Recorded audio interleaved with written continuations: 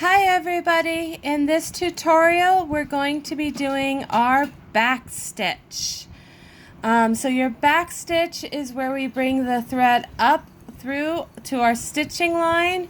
We're then going to take a small backward stitch and go back down.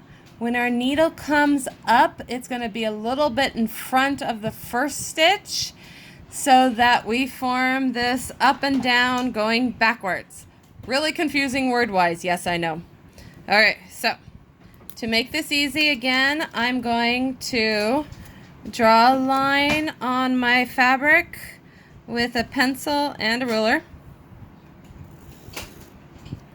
so you can see where my stitch lines are going to be. I'm going to bring my needle up. When I did the running stitch, I started at the one end. This time I'm starting just a little bit in.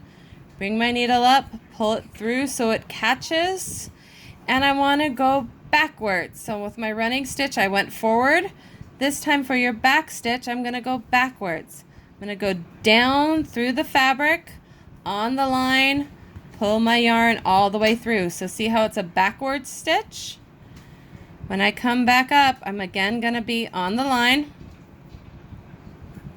Bring my needle and yarn all the way through, and I'm going to go backwards. I'm going to go down at the same, in my first stitch where I came up from.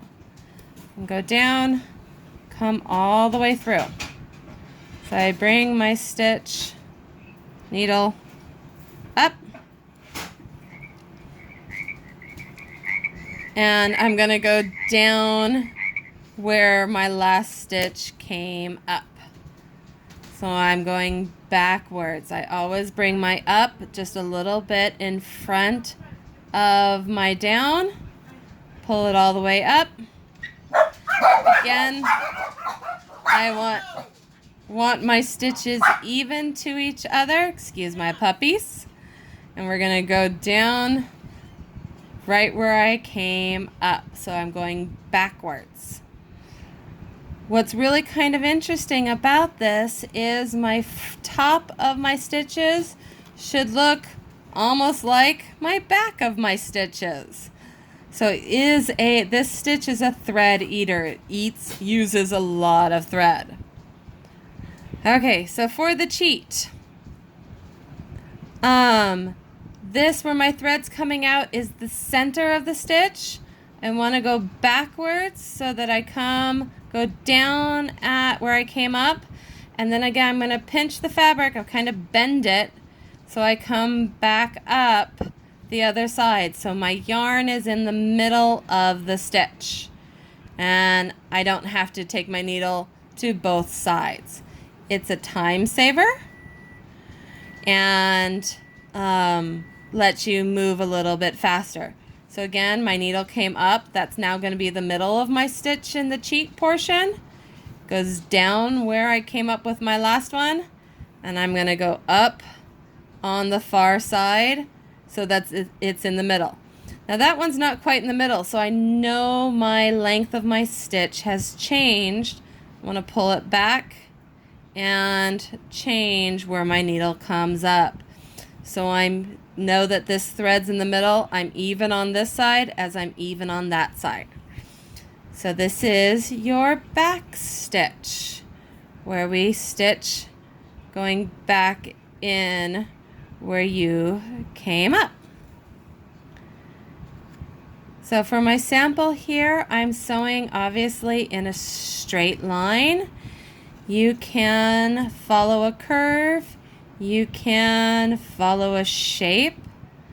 It's not necessary. Oh, I have a little bit of an issue here. You see the little bit of a gap? So to fix that, I want to pull out. I want my stitches actually touching each other. So I would need to rethread, pulled my needle off and stitched it.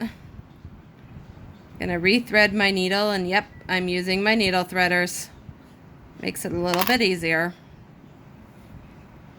I want to pull my tail about halfway, maybe a little bit more, between the fabric and my needle so it doesn't unthread itself. But I am now ready to go back. So I want to go down right where I came up to make certain there's no gap in the threads, that they're actually touching the ups, downs, the backwards, frontwards. So no gap in here. And then I just keep going, continue on my way, making sure that this up is in the middle of my next up. My back touches that up. And it's just one solid line with no fabric in between. If you do have a little bit of a gap, totally okay. You saw what I did. I unthreaded my needle, pulled the stitch out, and restarted over. Okay, thank you everybody.